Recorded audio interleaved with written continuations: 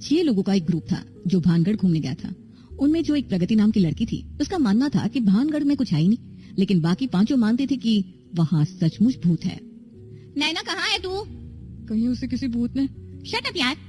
तभी नैना के चिल्लाने की आवाज आई।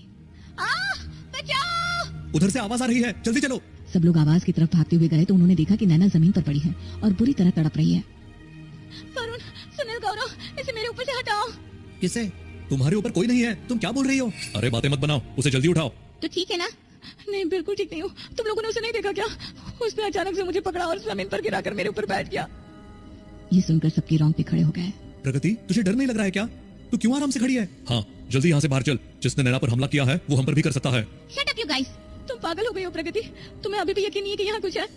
हाँ, नहीं है, क्योंकि मैं तुम लोगों की चाल समझ चुकी हूँ।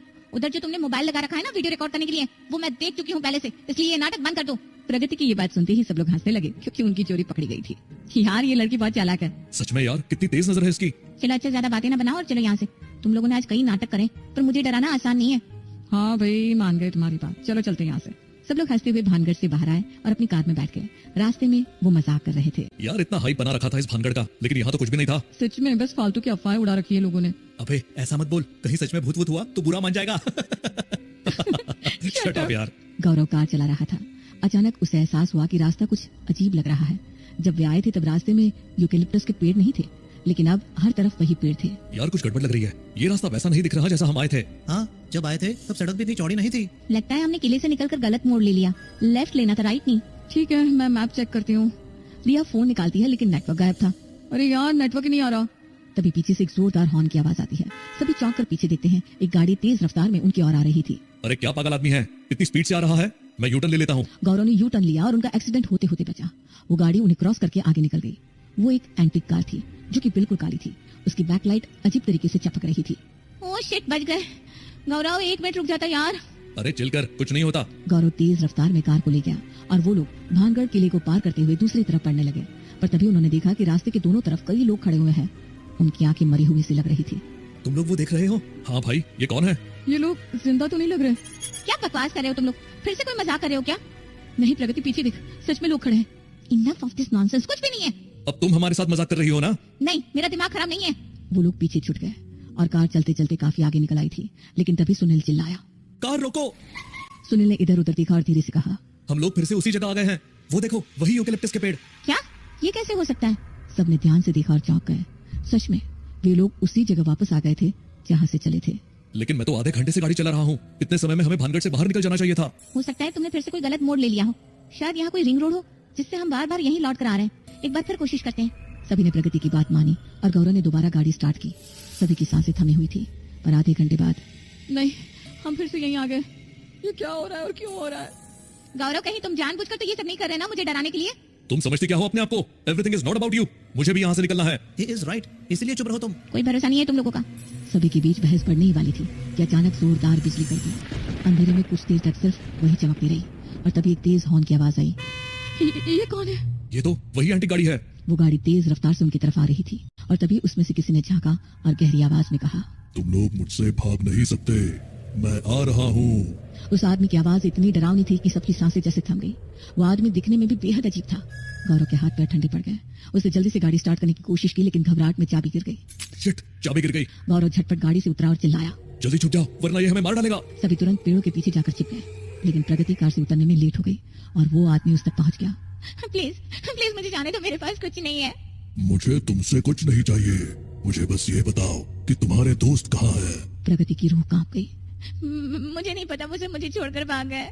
उस आदमी ने धीरे से प्रगति के सिर पर हाथ रखा और फिर अंधेरे में उन पेड़ों की ओर बढ़ गया जहाँ बाकी सब छिपे थे।